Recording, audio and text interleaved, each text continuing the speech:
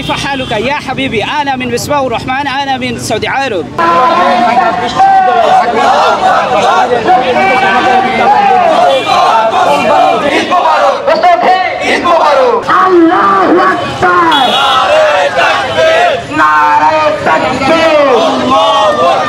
আমি যেহেতু ঢাকা বিশ্ববিদ্যালয়ের আরবি বিভাগের শিক্ষার্থী, এজন্য আসলে আমি এই পোশাকেই আমাকে বেশি কমফোর্টেবল মনে হয়, বা আমার মনে হচ্ছে আগামীকাল ঈদ উপলক্ষে আমার এই পোশাকটা বেশি মানানসই হবে, এজন্য মূলত আমি এই পোশাকটা পরছি। যমুনা স্মার্ট রেফ্রিজারেটর, স্মার্ট লাইফে স্মার্ট রেফ্রিজারেটর।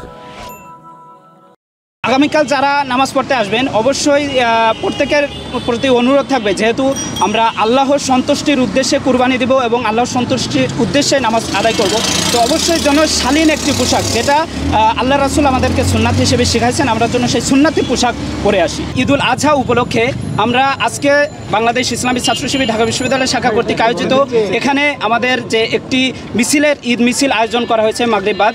এখানে আমরা আসলে দল মত নির্বিশেষে, আপনারা দেখছেন শিশু, কিশোর এবং বৃদ্ধ সর্বস্তরের লোকজন এখানে অংশগ্রহণ করেছে।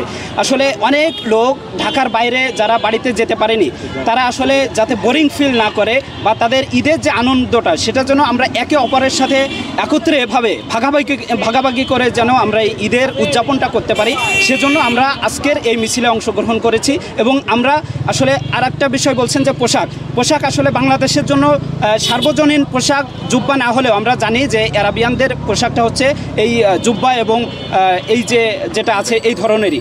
তো আসলে আমরা চাই যে আমাদের বাংলাদেশেও যেন মানে এমন কালচার তৈরি হোক যে যার যেটা স্বাধীন আছে সে যে কোনো স্বাধীন মতো তার পোশাক যেন পরিধান করতে পারে এবং তার মনের ইচ্ছা বা তার মনের যে প্রশান্তি সেটার জন্য সে তার যে কোনো পোশাকেই পায়। আমার নাম মিসবাহুর রহমান, আমি আরবি বিভাগে ঢাকা বিশ্ববিদ্যালয় আরবি বিভাগে মাস্টার্সে অধ্যয়নরত আছি।